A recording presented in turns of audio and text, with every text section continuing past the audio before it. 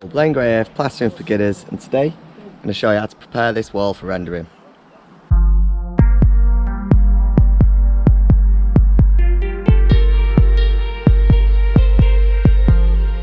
Okay, so we've got a block wall.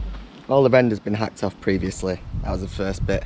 Make sure you always start back to the beginning when you're rendering. If you've got existing render on there, got to make sure it's all hacked off. You can't render on top of old render. Anything that was there in the past, make sure you remove it because it's just not worth the waste. But the first job, just got to make sure that the area is completely dust free. So what we're going to do is give it a good sweep, get all the dust off there, and then we're going to look at applying a primer which can be used when you're rendering on it. It gives it a stable coat. So, easy enough. Really get in there.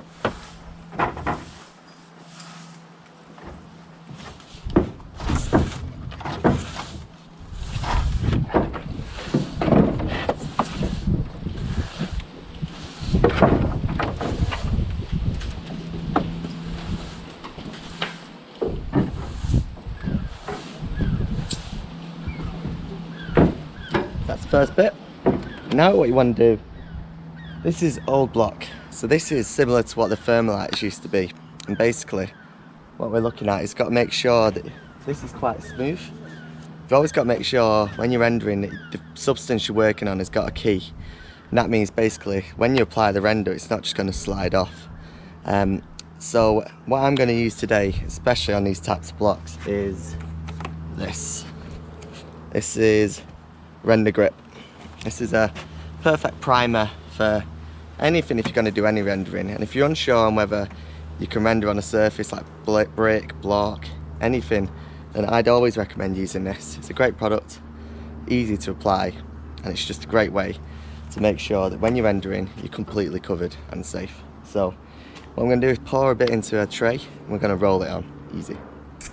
Okay, so we've got the render grip in the tray, got a roller, easy. Do, take a bit, just literally roll it on. Nothing complicated.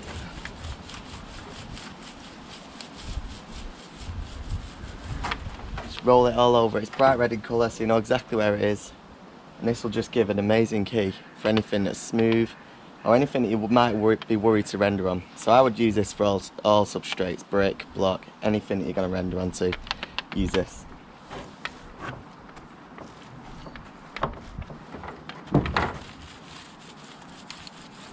It's messy, it does splash everywhere, but it's worth doing.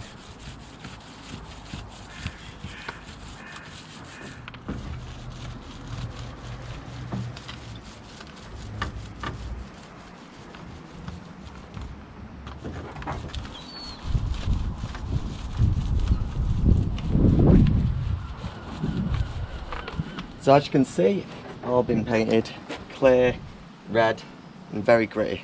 So that'll give it the key the render needs to grip to the smooth parts of the block. Now there is another way of doing it. The other product you can use is SBR. It's what I used to use this all the time, still do. It's a great product. But as you can see, where it's not quite got into the gaps, you probably don't need to do this. You could just do wetting it down, but what I'm going to do is going to be overcautious and just fill that in with a bit of SBR. So you literally pour it in, mix a little bit of water with it, usually 50-50 I do, and you just paint it on. The only thing with SBR is make sure you don't get it on the windows.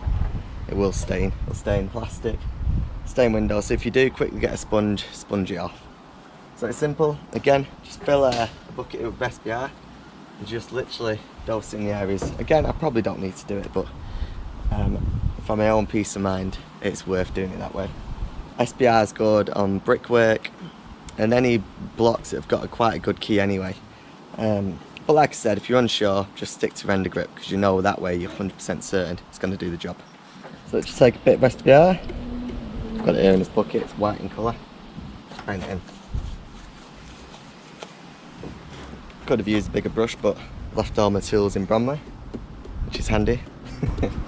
So this is all I've got. But you literally just grab your brush, brush it on. So this is a waterproofer as well as a primer. Like I said, it's great. You can roller this on. I've just got to use a brush to get into there. bits, and you just whack it on, don't be shy.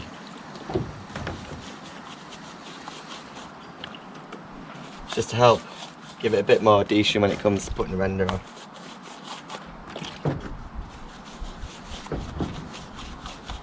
This stuff dries fast, you can pretty much put it on, wait 10 minutes and be ready for render. Now the render grip you have to wait usually around 6 hours, but to be fair, I've just put it on. It's pretty much completely dried, look.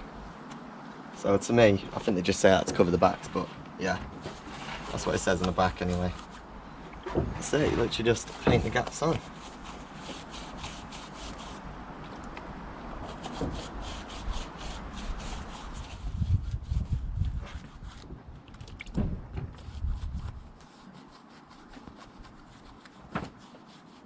The wall's ready to go, it's primed.